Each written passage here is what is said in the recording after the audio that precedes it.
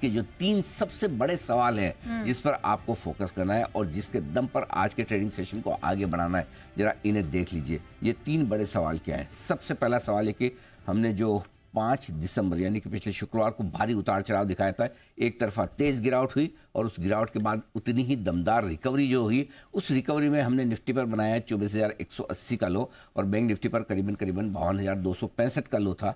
क्या वो लो होल्ड कर पाएंगे हम? क्योंकि वो सबसे बड़ा लेवल अब आगे आ जाता है और उस लो को होल्ड करके क्या शॉर्ट कवरिंग और स्मार्ट रिकवरी आएगी? पहला सवाल। दूसरा सवाल यह कि सेबी का जो सर्कुलर आया है एफआईज पर, वो बाजार के लिए नेगेटिव है या बाजार के लिए है पॉजिटिव? दोनों में से क्या?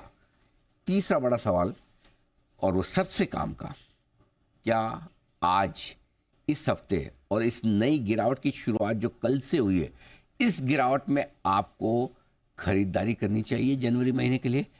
बाय इन दिसंबर सेल इन जनवरी। क्या एक प्री बजट रैली के लिए बाजार हो सकता है तैयार? और क्या ऐसे में पुरानी पोजीशन होल्ड करने का, नई पोजीशन बनाने का, गिरावट में बेच कर निकलने का, या फिर खरीदारी का है मौका?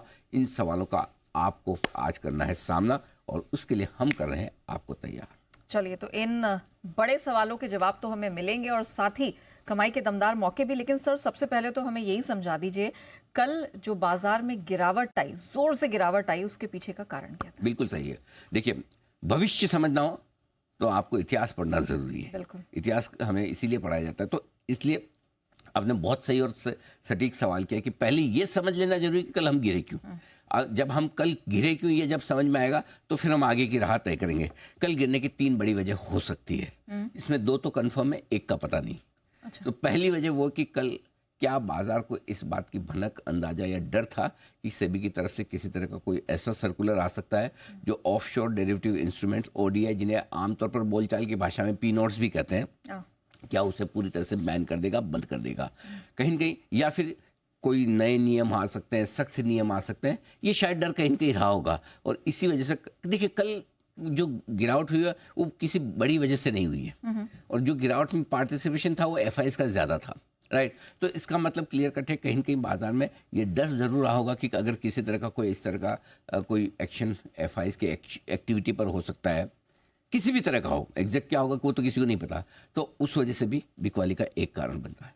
दूसरा कारण जो होने के बाद पता चली जाता है, सुबह तो नहीं पता था इस वक्त, लेकिन शाम को तो पता चली जाता है जब आप नंबर्स देखते हैं, और वह है एफआईज की भारी भरकम बिकवाली। कैश मार्केट में 6,400 करोड़ की बिकवाली और उतना ही 6,400 करोड़ का एफआईज ने बेचा है स्टॉक फ्यूचर्स में भी, और 1,225 करोड़ की इंडेक्स फ्यूचर्स की बिकवाली, यानी कि कुल मिलाकर डायरेक्शनल तौर पर 14,000 करोड़ की बिकवाली। ये दूसरा कारण। और तीसरा, डाउ से कल फिर से कमजोरी के संकेत आ रहे हैं, राइट।